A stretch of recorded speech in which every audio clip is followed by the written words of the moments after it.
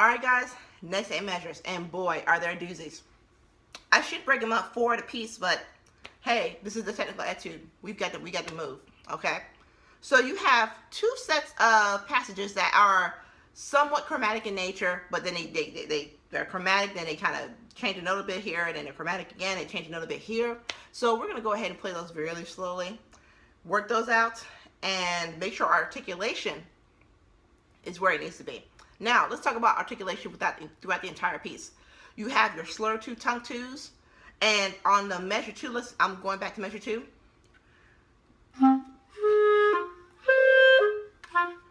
The staccato notes are not, in my opinion, meant to be tongued following the slur. They're meant to be released quickly. They're not meant to be tongued, okay? So not like this.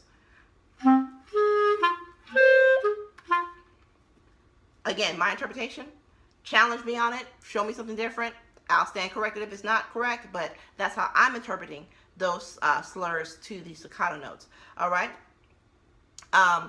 Make sure that when you are slurring, the second note is shorter than the first note. Put emphasis on the first note and make sure the second note is shorter. All right? So now back to measure 6, 7, 8, measure 9. Pick up measure 9.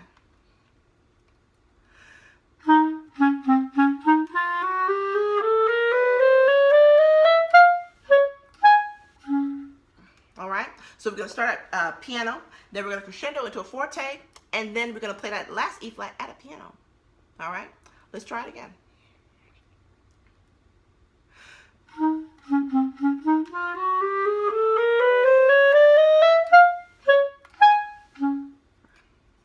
Got it?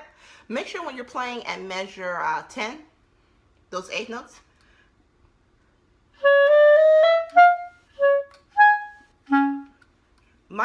I'm jumping, my thumb is immediately releasing the register key, so I can make sure I don't have that squeak there.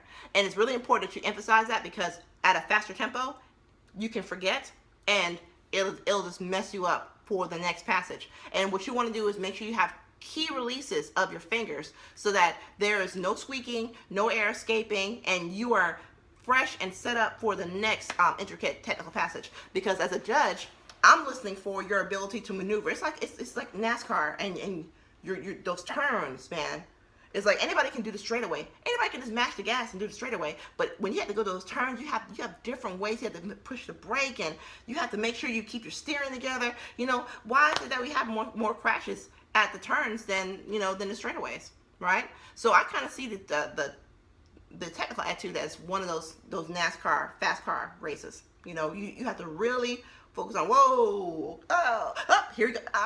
We got to make sure we are really focused on the twists and turns of this piece, and make sure that we have the brakes or the gas needed to maneuver so we can get all the way around those loops, getting straight to the end, getting to that checkered flag, making sure that we have it, saying, hey, I'm done, right?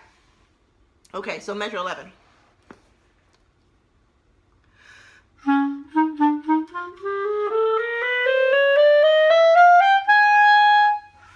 Make sure you're starting on A natural, not A flat, okay? Starting at A natural, not A flat. And also the last 5 notes, okay?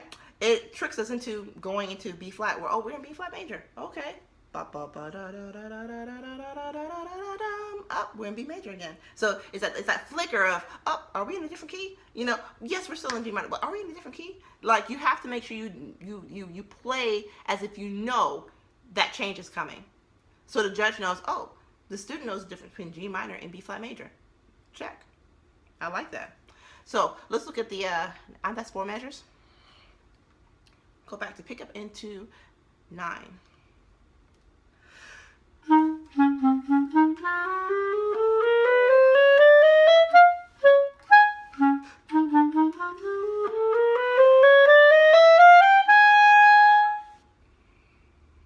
All right, good.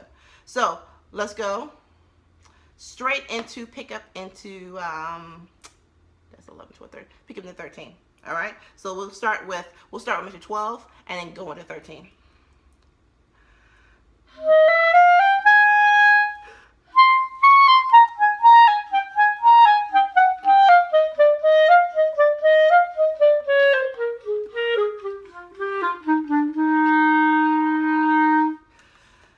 Nothing but a technical articulation exercise, right?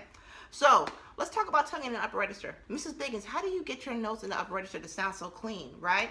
Well, if you think about your finger being the tongue and the reed being the reed surface, and some normal tonguing, you want to have like just a very quick but release of the tongue touching the reed surface. Now, with upper register playing, guess what my tongue is doing? It's barely touching. Barely touching. That doesn't mean I'm not doing this. I am not throating the notes. I am tonguing.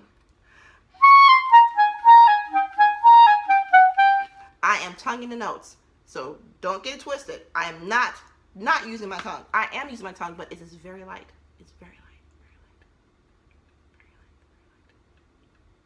Very light. Okay? How do you do that, Miss Biggins? Keep your tongue high. Think he when you play. This is where you can actually use the T syllable. This is where the T syllable actually makes sense. It doesn't make sense when you're playing in the shallow mode and the clarion register, but it does make sense when you're playing in the altissimo register. That very light tonguing, but guess what? I'm using as much air as possible. Here's where our students get it wrong. Our students want to use less air in the upper register as opposed to, really belting out those low notes. But the upper register needs just as much air, just as much support as all the rest of the notes as well. We need those notes. We need that. We need that meat, man. So you have to really put some air into those. Put some air, and I would probably slur it first.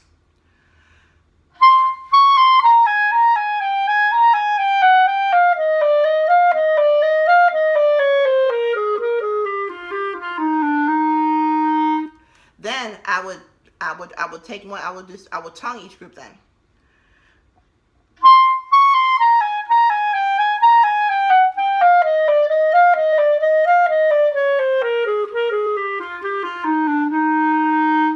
Then I'll do slur 2.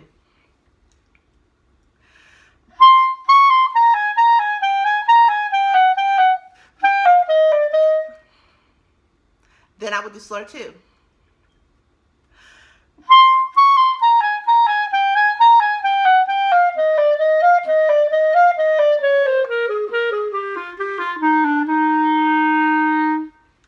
All right.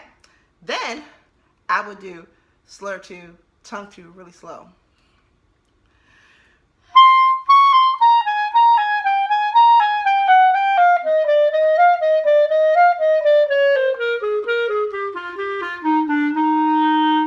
Before I pick up the pace, before I get a little faster and a little faster. And the faster you go, here's another big hint. The longer you execute those staccato notes. It's not it's longer. So when you speed up the tempo, it sounds like it's quick and short, but it really is not, because you're playing with a very more relaxed tongue and not a stiff, hard one, right? All right. So meet me at the play along. Let's get this passage under control. This is a doozy, guys. So be prepared to play this over and over and over again. You got it. I have my full confidence that you do.